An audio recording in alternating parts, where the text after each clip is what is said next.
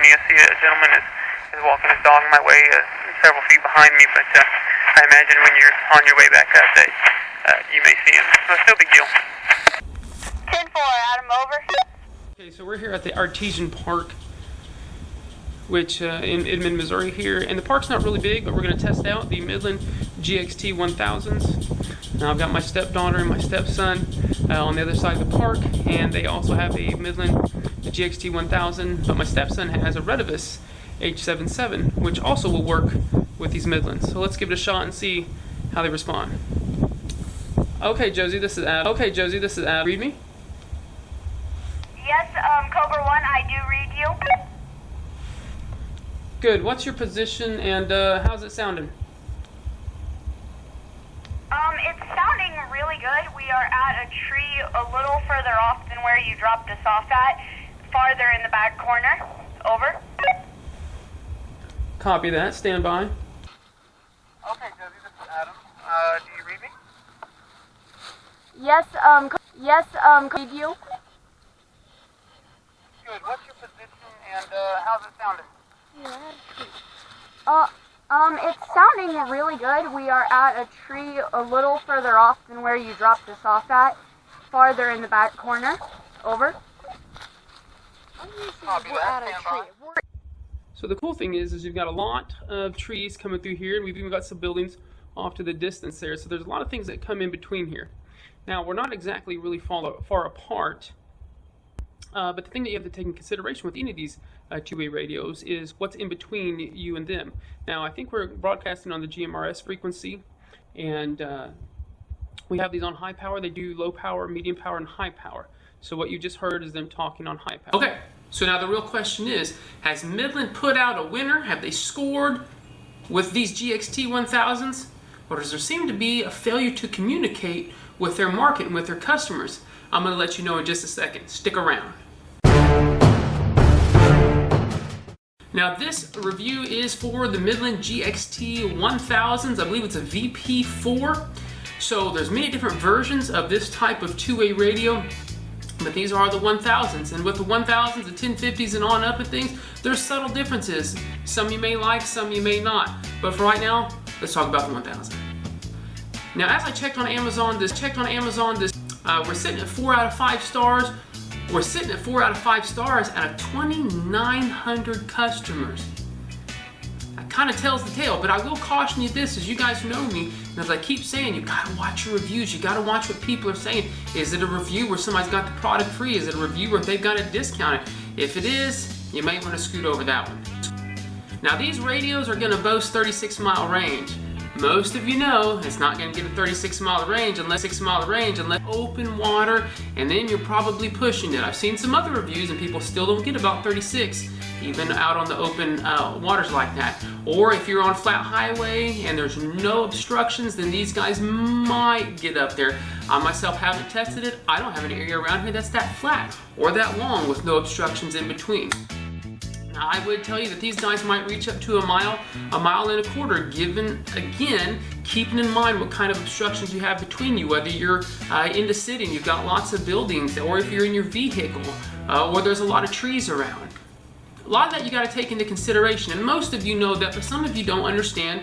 I've seen a lot of people be very frustrated when they can't call their neighbor or call their family in a city 25 miles away whenever this says 36 miles. So, and a lot goes into it, the type of frequency you're running on with the GMRS and the way that it will or will not bend around trees, but we're not going to go into that. It's not going to be that deep of a review. Now these Midland radios do operate on the GMRS frequency and the FRS frequency. There's no ability to reprogram these from the frequencies that are already set.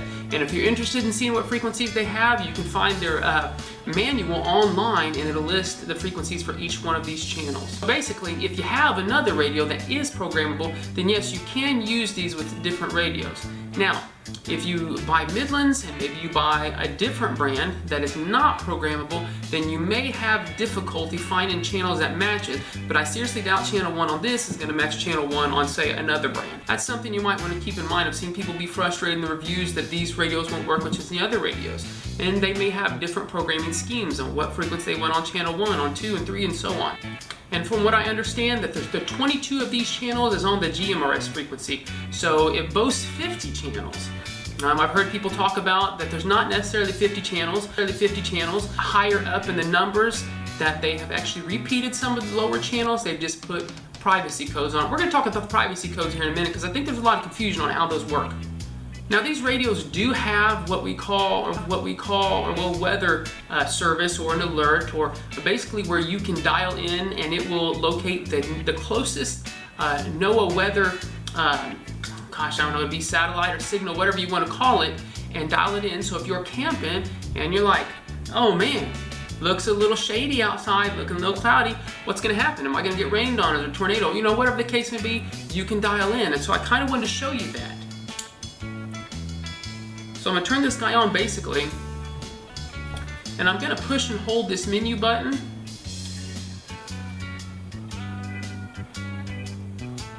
Northwest wind between 9 and 13 miles per hour, with gusts as high as 21 miles per hour. For tonight, mostly cloudy, then gradually becoming I've heard the NOAA weather channels before, but it's very easy to get that set up.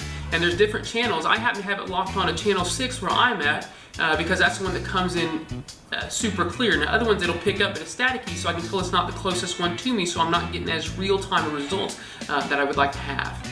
There's a way on these radios to set it up where there'll be alerts, so your weather won't come through when your radio's on unless there's some sort of a severe alert, in which case it will interrupt your radio and then it will broadcast to you, and you can find out up-to-date severe weather alerts if you need to. Now these Midland GXT 1000s also boast 142 privacy codes.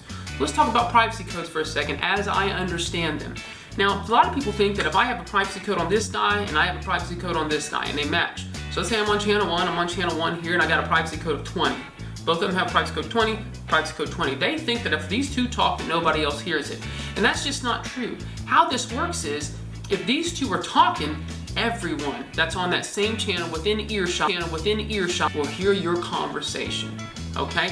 Not the problem, but the benefit that you get is if you got some squirrely whirly 10-year-old boy or something like that that's just went out to mouth everybody because nobody knows who he is and stuff. When he tries to talk on that same channel, you won't hear it.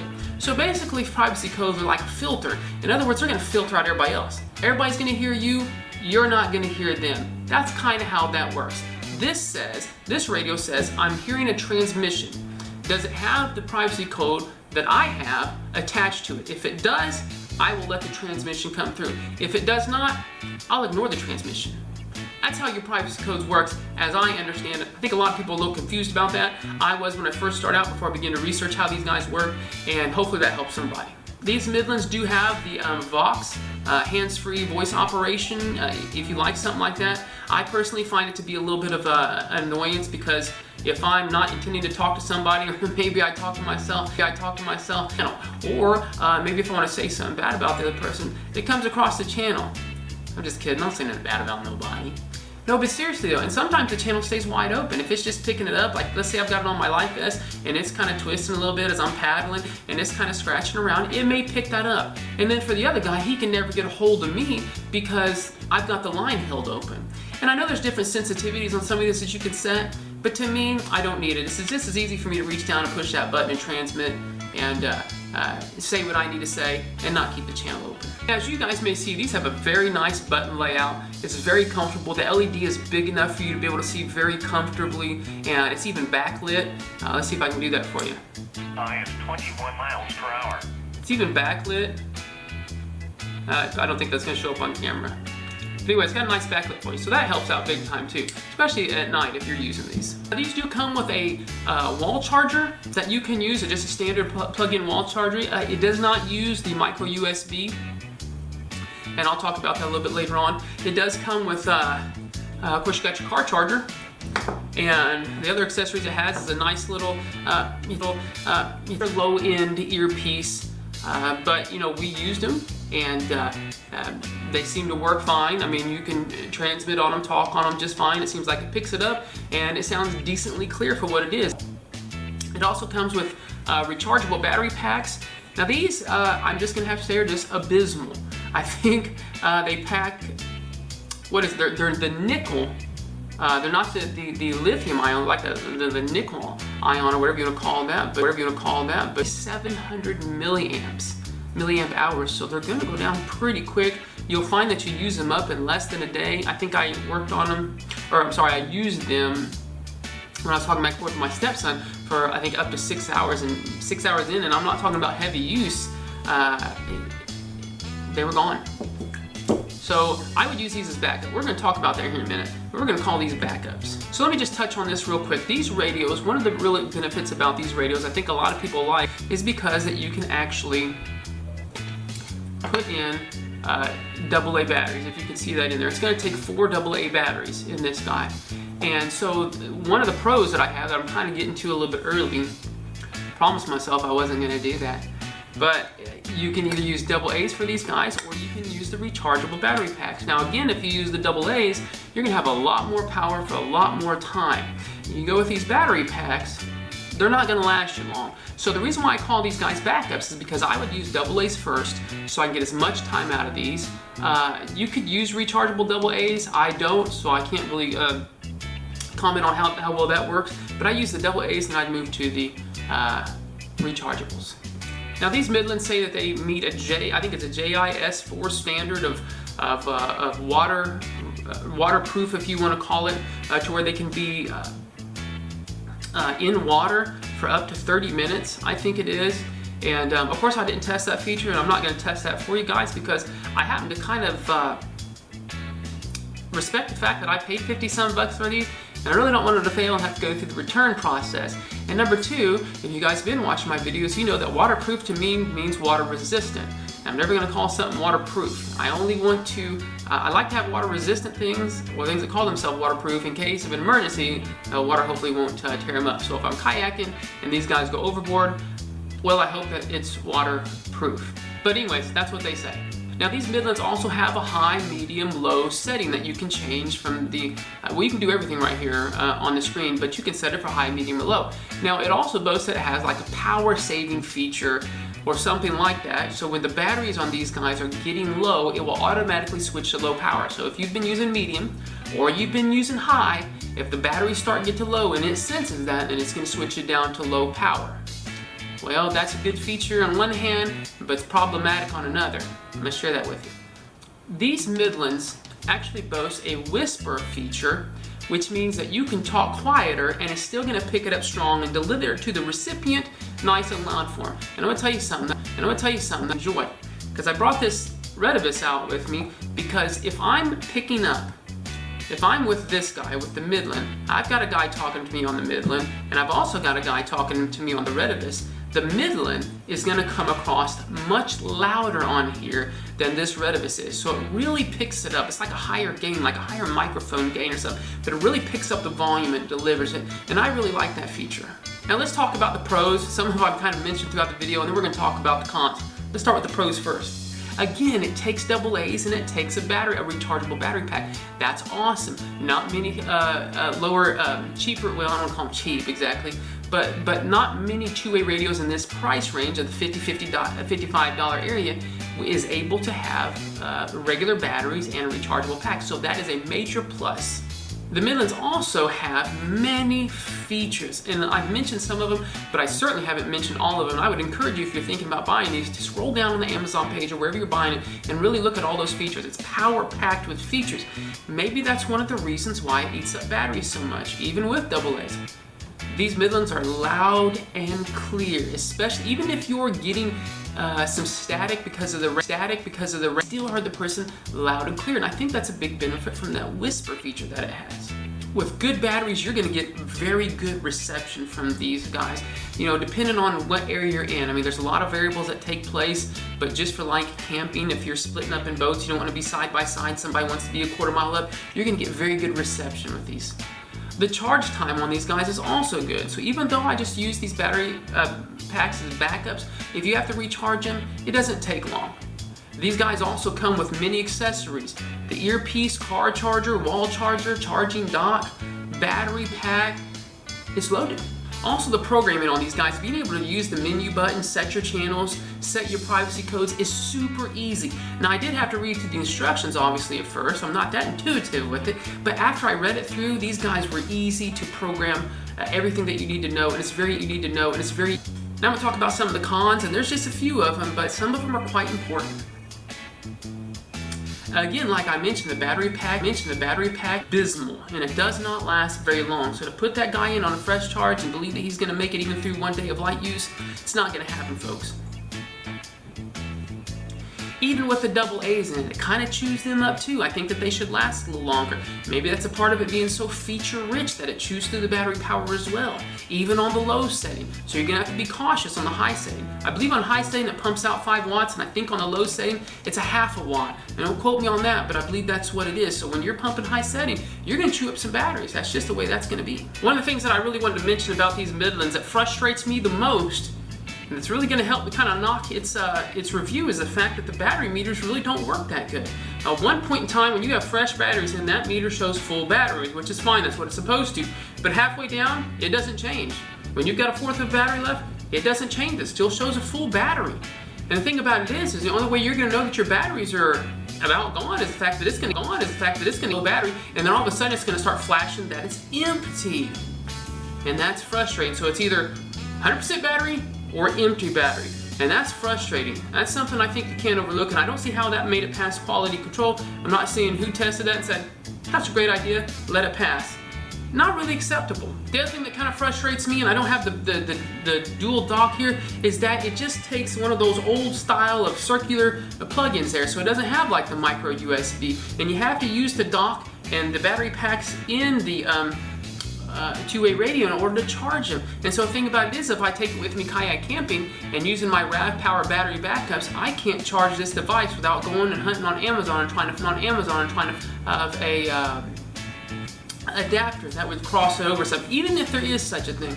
So it has to be charged at home if I'm going to use the battery packs, or I need to bring my AA's. And the other con for these is that you cannot reprogram the channels, and that's okay. These guys aren't designed to work on UHF or anything like that, and they shouldn't be. Honestly, they're made to work on the GMRS, FRS channels, and there's not that many as it is, and this guy pretty much covers all those frequencies, and so there's no reason to program them. But that might be a con, but for me it really isn't. But some people that don't understand, and they just pick these up thinking I'll program the channels, you can't do that. If you're looking to do something like that, you might check out Retevis, the H777s. If you're not looking, you're talking about 13 to 16 bucks here, and you're talking about 50 some for these guys. So all in all, I have to admit, if I was going to say, were these guys a failure to communicate with the market? No, not at all. I think they have certainly have a place for it. I think that they're very useful. I'm going to use them. They're going to be my first choice over, say, the Retevis H777s because they're feature rich, and the NOAA weather service is going to come in handy when I go out. Now, obviously, it'd be nice if I checked the weather report before I went out. I live in Missouri, and you know what they say about Missouri and some states around it. The weather can change day to day, minute to minute. You just never know. So just to have that feature is really nice. Or if I'm on an extended camping trip, a lot of things can change. That's very nice to have that. So certainly these would be worth the buy. Guys, thanks so much for watching my videos. I appreciate it. Thanks for sticking in till the to see all the goodness it has. You know, I'd have to ask you to like and subscribe because I have a lot of gear that I'm fixing to roll out. I've accumulated a lot, fixing to do some of this kayak camping that I've been inspired from so many great channels here on YouTube. And I just really think it's going to benefit a lot of people. I got all my gear based on reviews that I mostly, 98% that I got on YouTube. So I'm encouraging you to subscribe. I'm fixing to roll them out. You may not want to miss it. I might have some good ideas. And also encourage you, leave me a comment if there's something I missed, or maybe there's something better. Now, I want you to understand that I don't spend hundreds and hundreds of dollars on things unless there is a darn good reason. I think a lot of things don't need to cost that much and still work out just fine. Now, as it stands, a lot of my gear that I have now, I believe is decent, but I also know there's room to move up, and there's lots of room to grow, and there's going to be some things that just get clipped, gearless. So anyways, thanks so much for watching, and we'll see you on the next video.